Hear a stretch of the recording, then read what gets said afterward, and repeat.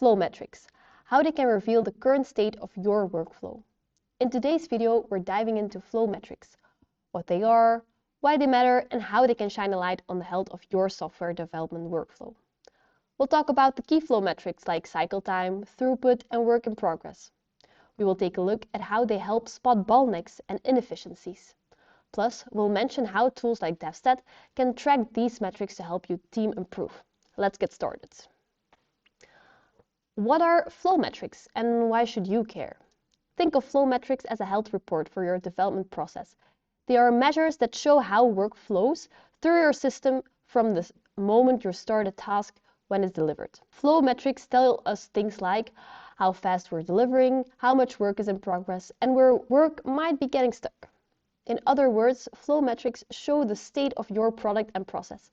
It shows you how quickly work moves through the pipeline and whether features are likely to be completed on time. Unlike gut feelings or guesswork, these metrics are based on data, which makes them super valuable for decision making. Key flow metrics: cycle time, throughput, and WIP, work in progress. Now, let's break down 3 essential flow metrics you should know about. First, let's take a look at cycle time.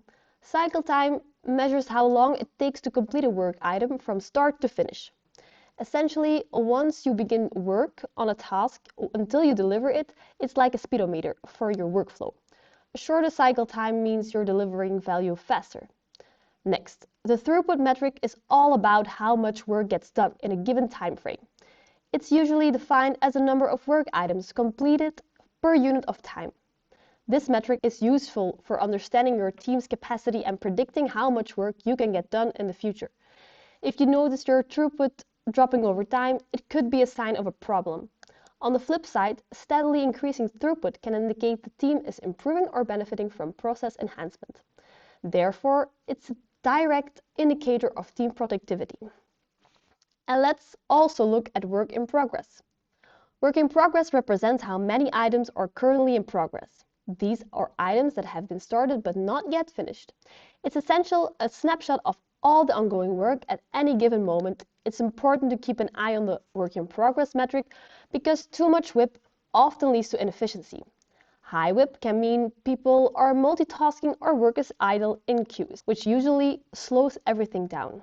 DevStats help you visualize your WIP per stage, like coding, testing, or PR review. Therefore, it helps you find bottlenecks more easily.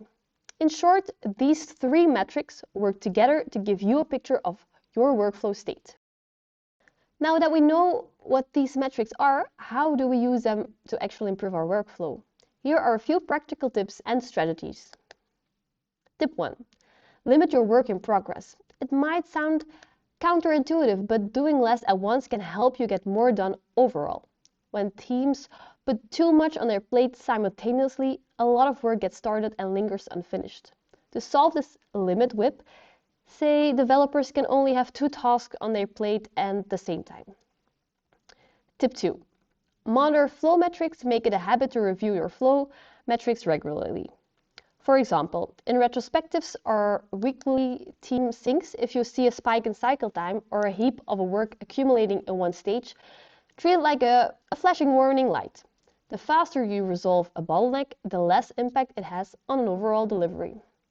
Use metrics for team learning, not blaming. It's important to cultivate a mindset that these metrics are there to help the team improve the system, not to point fingers at individuals. For example, if one feature cycle time was huge, it might be tempting for a manager to ask, what went wrong with the developer X? Instead, look at the whole picture. Maybe developer X was waiting on a dependency for the days. The motto is similar to what DevStats preaches: don't blame your developers for slowdowns in flow. Use the data to have blameless discussions on how to make the workflow smoother. Continuously refine your process. Over time, aim to optimize the workflow based on what the metrics tell you. If cycle time is high due to a manual testing bottleneck, perhaps invest in automated tests. If throughput is lower than expected, maybe the team is getting too many interruptions. Small experiments like these, informed by metric data, can lead to big improvements. By following these tips, you'll use flow metrics not just as numbers to report, but as actionable guides to streamline your development process. Key takeaways. Let's wrap up what we've discussed. Flow metrics are powerful indicators of your workflow's health. They reveal how quickly work is moving, how much is getting done, and where work might be piling up.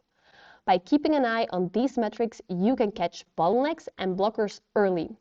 Whether it's a slow review process, too many tasks in progress, or something else. In summary, flow metrics give you objective data to drive continuous improvement. And with tools like DevStats to automatically track and visualize this data, you have a practical way to integrate metrics in your day-to-day team management. Thanks for watching. If you find this helpful, feel free to like the video or share your experience with flow metrics in the comments.